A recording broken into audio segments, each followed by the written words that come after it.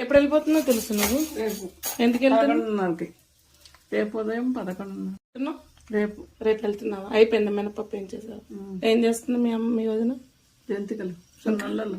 సొన్నుండలు సంతికలు చేస్తున్నానంట. రేపు వెళ్ళిపోద్దంట తులసక్క. ఈ తులసక్క తులసి పెట్ట రేపు అక్కడి నుంచి bye bye hi hi.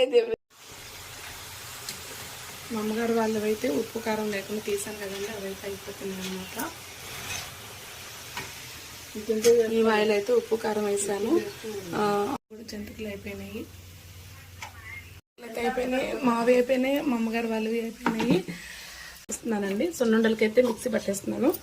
Mixie పట్టించేస్తే ఇక మా ఆడబుడిచి కూర్చొని కలుపుతానండి.